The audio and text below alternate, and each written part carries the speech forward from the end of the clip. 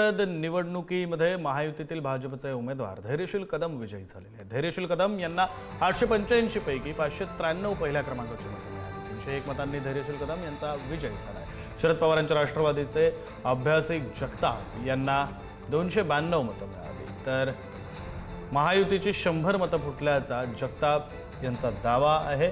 महाविकास आघाडीची 192 मतं असताना जगतापांना 292 मतं मिळाली। सांगली आणि सातारा विधान परिषद निवडणुकीचा निकाल हाती आलेला आहे। सांगली सातारा विधान परिषद निवडणुकीमध्ये महायुतीचे भाजपाचे अधिकृत उमेदवार धैर्यशील कदम यांनी विजय मिळवलेला आहे।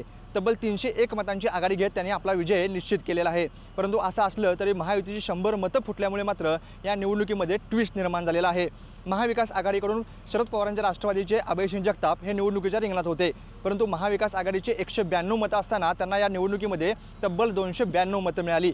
महायुती एकसंघ आहे असं देखील शिंदेंच्या शिवसेनेकडून सांगितलं गेलं होतं, परंतु आता ज्यावेळी सांगली आणि सातारा विधान परिषद निवडणुकीचा निकाल हाती आल्यानंतर महायुतीची तब्बल 100 मतं फुटल्याचं समोर आलेलं आहे। अभयसिंग जगताप यांना 192 ऐवजी 292 मतं मिळालेली आहेत, तर धैर्यशील कदम भाजपचे उमेदवार त्यांना 301 मतांची आघाडी मिळून ते विजयी झालेले आहेत। एकंदरीत सांगली आणि सातारामध्ये भाजपचा विजय झाला असला तरी मात्र महायुतीची मतं फुटल्यामुळे मात्र आश्चर्य व्यक्त केलं जात आहे। महायुतीमधील कोणत्या पक्षाची मतं फुटली ही देखील आता चर्चा सुरू झालेली आहे, परंतु धैर्यशील कदम यांच्या विजयामुळे मात्र सांगली आणि सातारामध्ये आता जल्लोषाला सुरुवात झालेली आहे।